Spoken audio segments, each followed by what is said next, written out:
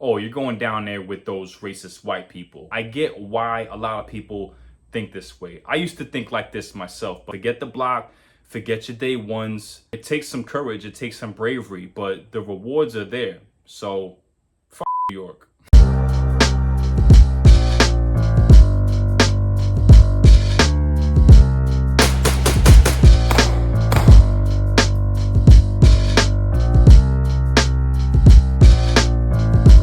Welcome back, ladies and gentlemen. Thank you for tuning in.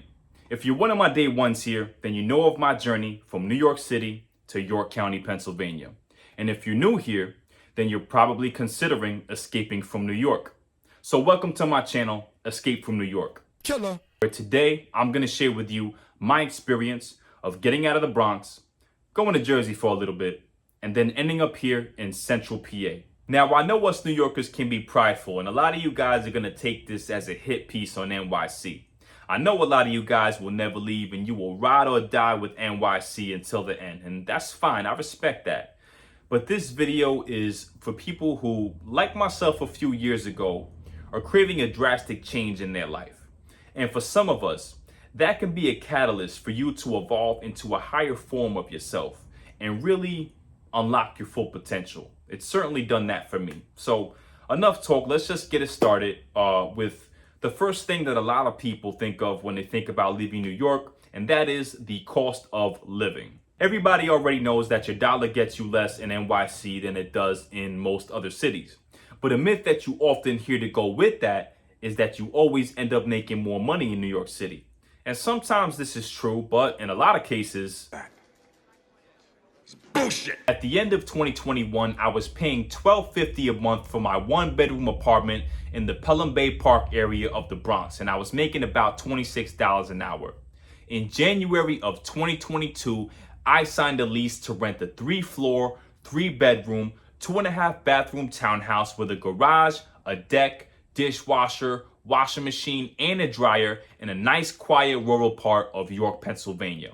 And believe it or not, my rent was $12.50 plus $50 monthly for water and sewage. So let's make it $1,300. I stayed with the same employer and transferred out to Pennsylvania, and I only took a $1 pay cut. Now that's just my experience. I also did further research to support my claim. So check this out. I went on Indeed.com and gathered the starting wages for the first 10 job offerings for forklift operator jobs in both New York City and the Dover, Pennsylvania area where I currently reside now. Similar job responsibilities and requirements. I added all of those up, and the average that I got was $20.55 per hour compared to Dover, Pennsylvania and surrounding areas at $19.76 per hour. Moving further along, I wanted to level the playing field even more, so I looked up the same exact jobs with the same exact company. Only $1.50 per hour difference in pay between a McDonald's crew member in Harrisburg, Pennsylvania versus one in Queens, New York. A Starbucks barista in York, PA versus one in Shaolin. No pay difference. A CVS pharmacy tech in Lemoyne, PA, just a 15-minute drive north of me versus Queens, New York again.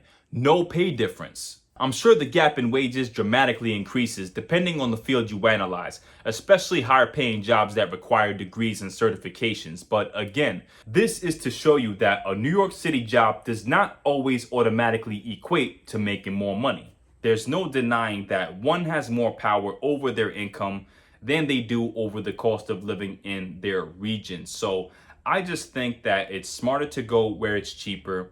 And if you're motivated, if you're skilled, if you got a good attitude, you'll make it happen no matter where you go. Moving away from numbers onto more subjective categories. I know everyone has their preferences, and I'm sure some of you prefer to have to circle the block about 8 times to find a decent parking spot, which will likely be in front of a pile of garbage bags that a family of cat-sized rats is sifting through, or listening to this shit all day. Or dodging these every 10 feet while driving. Or the adventures of riding the subway.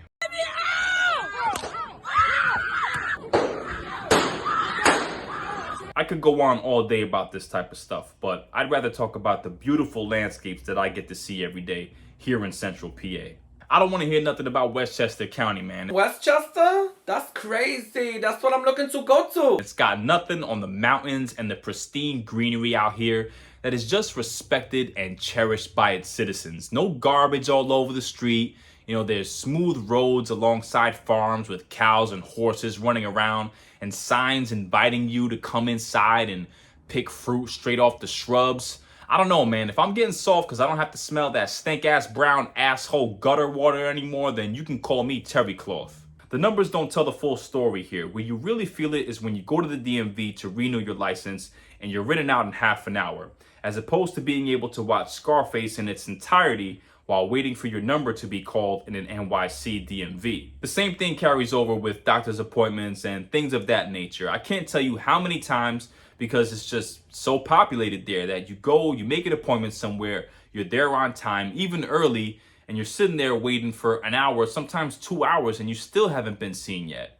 By the grace of God, I never have to deal with this insanity again. Now, although I'm in York County, I live in Dover Township, which is just about a 10-15 minute drive from downtown York, which does have its fair share of crime. It's got the gangs, shootings, homicides, drug trafficking, and all that, but what levels the playing field living where I do is that legally I'm able to have things like this and this, as opposed to the tyrannical laws of the state of New York that prevent you from defending yourself and your loved ones. Since leaving for good back in 2021, I've continued to follow crime stories out of NYC. And I gotta tell you, it is the nature of the crimes being committed, even more than the frequency of those crimes, that is truly disturbing and validating for me. I'm continually reminded that I made the right choice to leave such a shithole to go and raise my children elsewhere. The first story that comes to mind is probably the most brutal that I've ever seen. I must have been driving down the Bruckner Expressway on my way to work back when Lisandro Guzman Feliz was chased into a Bronx bodega by a pack of gang members, dragged outside, and stabbed and slashed by knives and machetes from all directions before jogging to a nearby hospital and dying at its entrance. By the way, the killers mistook him for someone else. Guzman had no gang affiliations and even dreamed of becoming a police officer one day.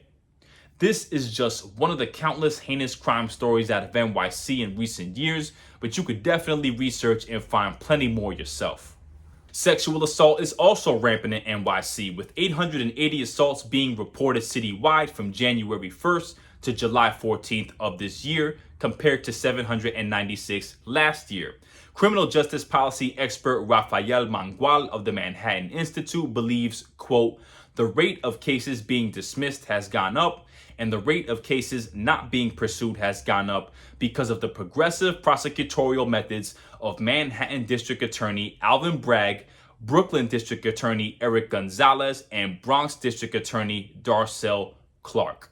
Here we see NYPD taking 25-year-old illegal Ecuadorian migrant Christian Inga into custody back in June, who confessed to tying up a 13-year-old girl and boy in broad daylight at a park in Queens. He videotaped himself sexually assaulting the girl at knife point before being subdued and reported to the authorities by a few good Samaritans. Why do I mention that he's an illegal migrant?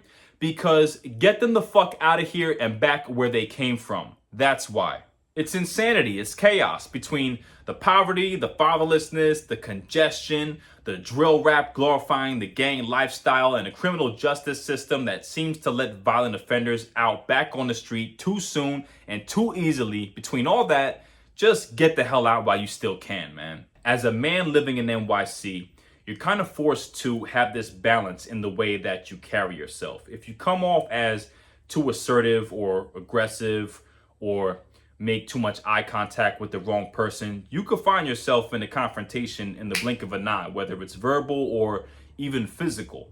But at the same time, if you come off as too passive or your body language is indicative of low self-confidence, you can be a target for criminals, whether it's a robbery, again, sexual assault, or even just dudes hanging out on the block, seeing somebody there and looking for some amusement. There's definitely a lack of common courtesy in the air among a lot of people. People not holding the door for each other, not saying thank you if they do, avoiding eye contact, not saying good morning. And I understand sometimes. I remember being stuck in the grind, being on the go, swimming in thoughts, stressed out. But believe it or not, kindness is contagious, and the smallest gestures can really make somebody's day. And you really see the contrast when you come to a town like Dover or most places in York. It's just more common for people to acknowledge each other, say good morning, and all the time I get pulled into a conversation with a stranger that pulls me into the community, and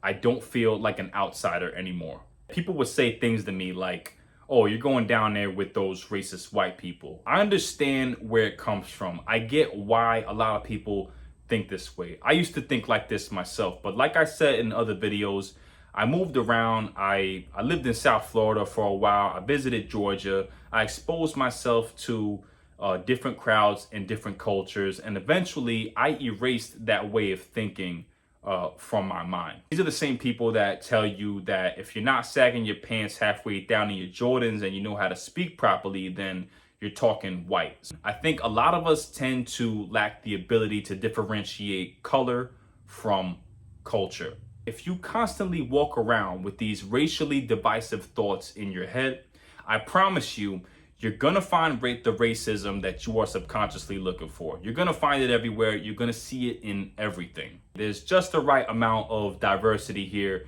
for my taste. I don't like too much of any one thing, but to be honest, you know, my family and I have been embraced in this community. If anybody does have a problem with me being here, that's their problem. It's not my problem. That's for them to deal with. And that's the mentality that I'm passing down to my children. I love the way Cat Williams put it in his interview with Shannon Sharpe. Race is not where the line is drawn. It's God's side and the other side. And we don't care nothing about the other side. Period. But I gotta say, the most admirable aspect of the culture here in Pennsylvania, central Pennsylvania, has got to be just how skilled and knowledgeable that these people here are. I mean, these guys are carpenters, welders, hunters, butchers. They fix their own things. They build their own things. Compared to, you know, a city guy like me, I mean, yeah, at least I know how to change a tire, but you know, most of us back in New York, we rent apartments our whole lives, and you know, we call the super to fix things, you know. So these people here, they just know how to do things, and I'm inspired by it, and I try to spend as much time around these people as I can, because I gotta step it up. I mean, I've dabbled in some home improvements since buying my first home here, but I gotta step it up, man. And you city guys that like to talk down on these people out here, you guys don't know how to do shit, man. You gotta cut that out. Don't be afraid to venture out into uncharted territory. You know, forget the block, forget your day ones. It takes some courage, it takes some bravery, but the rewards are there. So fuck New York. If you're running around all ratchet and whatnot, don't bring that shit out here, man. Go somewhere else. Take that shit to Stroudsburg or the Poconos or some shit. Thank you again for taking the time to watch. Ladies and gentlemen, please like and subscribe to the channel if you haven't already. We're really expanding the dialect over here, and I'm looking forward to these new chapters in my life. All praise and glory goes to my Lord and Savior, Jesus Christ. He is the reason for all of my good fortune and all of my success. Take care, everybody, and God bless.